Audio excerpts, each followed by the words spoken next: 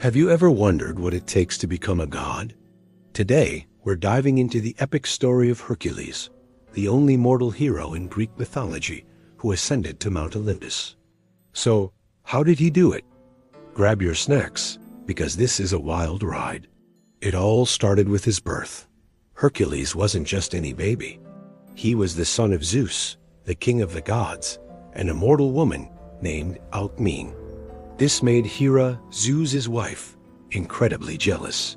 From the moment Hercules was born, Hera made it her mission to make his life miserable. She sent 2 giant snakes to his crib when he was just an infant. But little Hercules, already super strong, just grabbed them and squeezed them until they were gone. This was the first sign that he was no ordinary child. As he grew up, his strength became legendary. He could wrestle lions and lift massive boulders like they were pebbles. But Hera's curse followed him. In a fit of madness sent by the goddess, Hercules committed a terrible act, harming his own family. When the madness lifted, he was overwhelmed with guilt and grief. Desperate for redemption, he traveled to the Oracle of Delphi. The oracle told him that to purify himself, he must serve King Eurystheus of Mycenae and complete any 10 tasks the king set for him. These tasks, which later became 12, are famously known as the 12 labors of Hercules. They were designed to be impossible. Eurystheus, guided by Hera, wanted Hercules to fail. He had to kill the Nemean lion, whose skin was impenetrable. He fought the 9-headed Lernaean Hydra, which grew 2 new heads for every one he cut off. He captured the golden hind of Artemis, a deer so fast it was said to outrun an arrow. Each labor was more dangerous than the last. He cleaned the impossibly filthy Ausean stables in a single day by diverting 2 rivers. He battled the man-eating Stymphalian birds, captured the Cretan bull, and stole the morays of Diomedes, which were trained to eat human flesh. He even ventured into the underworld to capture Cerberus, the 3-headed guard dog of Hades. These weren't just tests of strength. They were tests of wit, courage, and endurance. One of the most famous labors was holding up the sky. To get the golden apples of the Hesperides, Hercules had to trick the Titan Atlas, who was condemned to hold the heavens on his shoulders for eternity. Hercules offered to take the burden for a moment, while Atlas fetched the apples. When Atlas returned, he tried to trick Hercules into holding the sky forever. But Hercules was clever. He pretended to agree, but asked Atlas to take it back for just a second so he could adjust his cloak.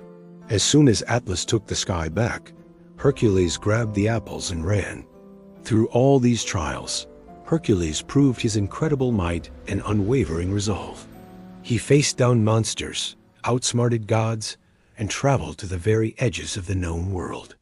He wasn't just strong, he was resilient. He turned his greatest tragedy into a path of redemption, facing impossible odds again and again without giving up. But completing the labors wasn't the final step to godhood. Hercules continued to have adventures and perform heroic deeds across Greece.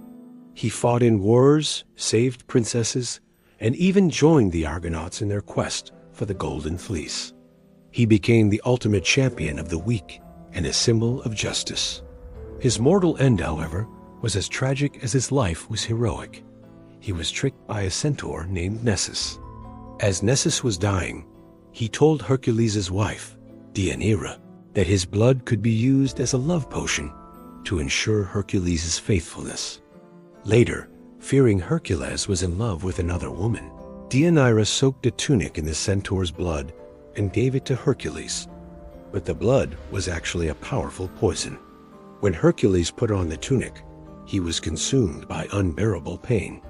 The poison burned his skin, but his divine heritage prevented him from dying. Unable to endure the agony, Hercules built his own funeral pyre on Mount Oda and asked his friend to light it. As the flames rose, a thundercloud sent by Zeus descended and whisked Hercules away to Mount Olympus. Up on Olympus, he was finally welcomed into the pantheon of gods. He reconciled with Hera, who even gave him her daughter, Hebe, the goddess of youth as his wife. Hercules, the mortal who suffered more than any other, had finally triumphed over death itself. So, what's the lesson here? Hercules' journey shows that divinity isn't just about being born special. It's about what you do with the hand you're dealt. It's about facing your demons, both literal and metaphorical, and persevering through unimaginable hardship. His story is a powerful reminder that true strength isn't just physical power, but the resilience of the human spirit. Hercules earned his place among the gods, not just because of his divine blood, but because of his heroic heart.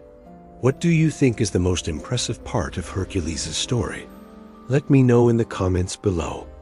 Thanks for watching, and don't forget to like and subscribe for more epic myths. See you next time.